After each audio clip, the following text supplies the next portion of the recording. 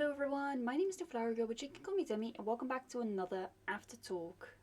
Today it is the September Aftertalk. I'm going to be talking about 3 races that happened here in September.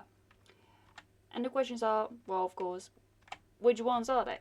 Well, it is the typo, Formula 1 Pirelli Gran Premio d'Italia, aka Monza. Then Formula 1 Qatar Airways Azerbaijan Grand Prix, we all know which one that is. And Formula 1 Singapore Airlines Singapore Grand Prix. I'm gonna show some photos. 2 things that basically happened, basically 2 key moments. One key moment and then one just really funny moment. That happened in 2 of the 3 races.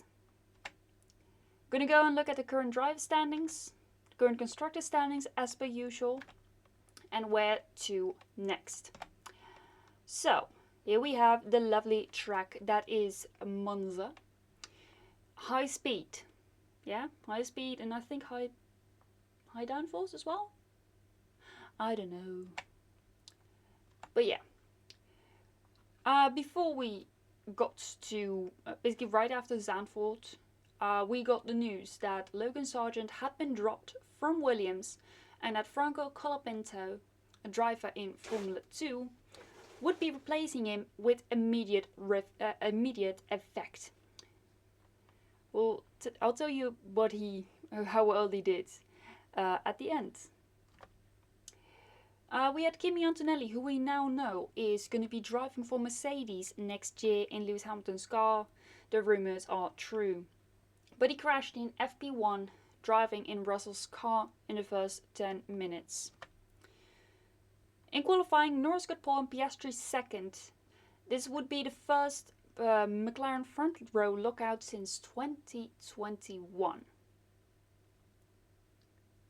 I think it was meant to say 2012, like 2012. But we'll roll with it. During the race, Yuki Tsunoda retired sideboard damage due to a collision with Hulkenberg. Yeah. Exciting. While we're on the topic of Franco Colapinto, he had an amazing debut. He stayed out of trouble. He did have one massive moment in qualifying during, like in Lesmo 2, which is turn 7. Which kind of made it so that he couldn't get to Q2, I believe. But that didn't matter. Because, well, he may not have gotten points in this race, but he was good. He was better than Logan Sargent. He stayed out of trouble. Charles Leclerc won with a one-stop strategy. While everyone else, except for Ferrari, had to stop twice, Ferrari went for the gamble, and it paid off for one of their drivers then. Right now, Charles's total win tally in Monza stands at 2. And you want to know a fun fact? Well, not actually a fun fact. It's basically a fact. 5 years ago, on September the 1st, Leclerc won the race in Spa-Francorchamps. This year, September 1st also fell on a Sunday. And this race was on... the race day was on September 1st. So he can say that he won 2 races on September 1st. Of course with a year gap, but like whatever, you know. McLaren 2nd and 3rd, and Max was 6th. Max is basically doing damage control, guys, right now. It's not really good. They did find a problem. It started last year in Barcelona. Yeah, last year in Barcelona, that's where everything went wrong. But because Max continued winning, they didn't think much of it. There were no red flags, no virtual safety cars, or normal safety cars. Which is kind of boring. I don't like it. And also, biggest news from Monza. Kevin Magnussen had gotten 12 penalty points on his super license. He had to sit out next race, Azerbaijan. It's a chaotic circuit, as you can see, where Leclerc managed to crash in Castle. Yeah. The news here was that Adrian Newey had signed with Aston Martin. They had gone for a £30 million deal. Ollie Behrman, that's the second bit of news that came out before the race. Ollie Behrman would drive instead of K-Mag. I basically put K-Mag because it's Kevin Magnussen. K for Kevin and Mag for Magnussen. Everyone calls him K-Mag, okay? But yeah, because Magnussen had to sit out the race here, they put Ollie Behrman in place. Which is legal. They are allowed to do that. Instead of red flags during the race, there were 3 red flags in FP1. Yeah. Franco Colapinto was one of them. The other one was Leclerc, and the last one was a driver stopped on track, I believe. Can't remember. Either way, 3 red flags. Ocon had lots of issues all weekend. That's the third one. And Gasly also had an issue in FP3. Lando was out in Q1 due to yellow caused by Ocon. And there's been a lot of people giving hate to McLaren, like they messed it up again. No, they did not. Okay? You cannot. People cannot, look into the future and say like, that's when there's going to be a yellow and we're going to be out before that. You know? No one has that kind of power. Yet. So, basically everything that happened was, there was a yellow in Sector 3, at the beginning of Sector 3, basically 2 and 3-ish. And Lando was there. He ended his lap time before he even got to the finish line. He dove straight into the pits. Because if your lap time if you didn't slow down enough during a yellow flag, then your lap time gets deleted either way. So all Lando did was prevent that from happening. And people just giving him lots of hate, and McLaren lots of hate, for something they cannot foresee. And I think that's totally unfair. So if you guys love McLaren, if you guys support McLaren, please hit the subscribe button and also like this video. Franco Colapinto, though, he got to Q3 together with Alex Albon. Yeah, that was good. Gasly got disqualified for fuel flow breach. I do not know what that means. Hamilton started from the pits. Ocon did the same. They switched out some things. Yuki Tsunoda retired due to damage caused by yet another driver, and this time it was Lance Stroll. And he did not get a penalty for it. I don't know what the hell this system is. It's probably because his dad works in Formula 1. It's always because of his dad, is it really? That's why I don't like him. Perez and Sainz crashed hard on the last lap. Like, for real, guys. This was hard. Like, this is a high-speed circuit as well. Especially, like, Sector 3. Like, that's mostly flat out. For real. Piastri got his second win of his career. Leclerc was second and Russell third. Max did some damage control in fifth again, and Lando was fourth. for some drivers it legit doesn't matter where they start. I mean, if they have a good, fast car, they can win the race from the pit lane. Ask Pedro Acosta, okay? On a Moto3 bike, he can do it again. Colapinto got his first ever points in Formula 1. Got to 8th place. And Ollie Behrman got to 10th. He is the first driver to score points for 2 different teams, I believe, in the same season. But I could be wrong.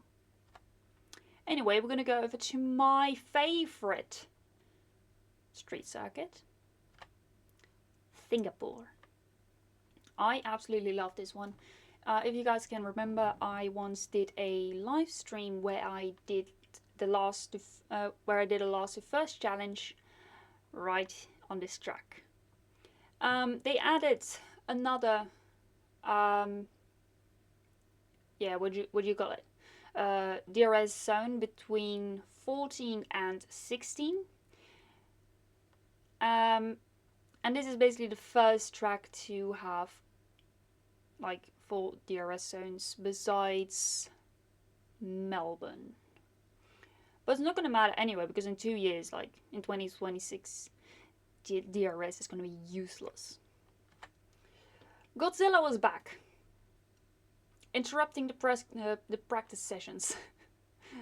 If you guys do not know what I'm talking about, basically in one of the early years of Max Verstappen racing in Formula 1, I think it was like his first year with Red Bull, or his second year with Red Bull, there was a lizard on the track.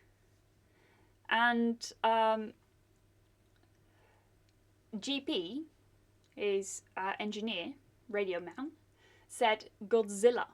And basically that's now an ongoing joke. So every time when they're in Singapore, they say Godzilla. Fun fact, my mum calls my hamster, my mum calls Dancer, Godzilla. Basically the reason why is sometimes she just runs up to you, and it's one of the most terrifying things in the world, let me tell you. Yeah, and that's how she got the nickname Godzilla.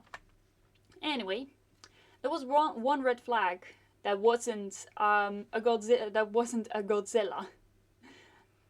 Sainz crashed on the last corner in his outlap before starting the times. Basically, he crashed coming out of 18. Yeah. Don't ask me how he did it. I don't even know. I don't think he even knows what happened. He says cold tires, but I don't believe anything of that. Lando got pole and Max got second. Red Bull is back on top again. One on top.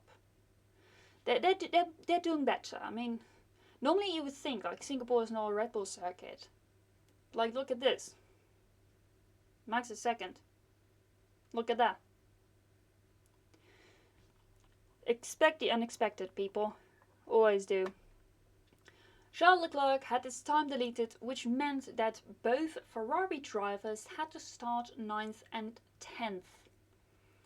Because it all happened in Q3. Both of them were in Q3. Lando wrote history. He maintained the lead during the start of the race. Yeah. The only time he lost it was during the pit stops. Yeah. The commentators were like, he's rewriting history. Normally he would lose. And I was saying the same thing. Like, Lando's gonna get like overtaken going into turn 1, first lap. But nope, he did not. He did well. Albon retired. The car overheated. Yeah. Kevin Magnussen had a puncture, but he later retired. Yes, you only got a 1 race ban, not a 2 race ban. Okay. Lando Norris won, Max Verstappen second, and Oscar Piastri third, meaning that the streak is still going. Let me know if you have any suggestions for what I should do if if McLaren have a podium in every single race. Yeah, here we have some photos. So the one on the left of your screen, that's basically the crash. The leftmost part of that picture is basically how it got caused. The rightmost of the left side of the picture, or the right side of the leftmost picture, is basically the aftermath. And then on the right picture, you can see some marshals chasing the Godzilla that ruined FP3. You should have seen how that thing ran. Like, it was legit Scooby-Dooing out of there. Now, I'm gonna be kind of worried right now because the QR code is in the top right together with like the text, and I'm kind of worried it's gonna be overlapping. Okay, it's fine. So Max Verstappen still has the lead with 331 points. Lando Norris is second, chasing with 279. There's a 52 gap between them, and basically it's been determined that it's basically been calculated that if Max Verstappen finishes second with the fastest lap of the race every single race, and Norris wins every single one, that the Norris will only gain 51 points, and that would mean that that's not enough. That would not be enough to win Norris the title by 1 point. So yeah. Leclerc still third with 245. Piastri fourth with 237. Sainz 119. Hamilton 174. Russell 155. Perez is only 11 behind that. Alonso is the first one not in the hundreds with 62. Then Nico Hulkenberg and Stroll both on 24. Tsunoda on 22. That's his race number as well, which is funny. Albon 12th as well as Ricciardo. Now, I did put farewell mates behind his name. After the Singapore Grand Prix, the news came out that he got dropped from FIA.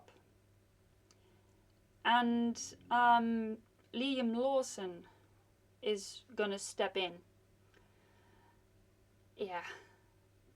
You've had a good run, mate. Until we meet again. Yeah. I'm gonna be having 23 drivers this entire season. Holy crap. Holy crapple on a cracker. Then Pierre Gasly with 8. Beverman with 7. I butchered that name. Magnussen with 6. Beverman is like having more points than like some teams. Esteban Ocon with 5. Franco Colapinto with 4. He got points in Singapore as well. Because 8th place is... No, he did not. He just about didn't get points in Singapore. And then we have Joe, Sargent and Bottas still on 0. Then we have the constructor standings. As you can see, McLaren have taken the lead. This started in Azerbaijan. Like after Azerbaijan. They are rocking a 516 points. Red Bull Racing is behind there with 475. Ferrari with 441 and Mercedes with 329. Aston Martin, first one not in the hundreds, with 86. RB Racing Bulls or VCARB with 34. Haas with 31. Williams with 16, Alpine with 13 and Sauber with 0. Where to next? Well, In October, we're going to be racing in the United States of America once again, but this time we're going to be going more towards the middle of the US. We're going to be going to Texas. United States. It's United States. Mind you, I was writing this on PC, so it didn't correct me. But this is at the Circuit of the Americas, basically the one that I know the best, because of MotoGP of course. And this one is on the 18th till the 20th of October, which is going to be a while. And then the next one is Formula 1 Gran Premio de la Queen. I don't know how to pronounce that, but it's Mexico, or Mexico as some people might pronounce it. And that's the 25th till the 27th. And that brings me to the end of today's Aftertalk. I hope you guys enjoyed it. If you did, then please hit the like button and also consider subscribing if you don't want to miss any other video. But that's it from me for now, and I shall see you guys in another video. Goodbye!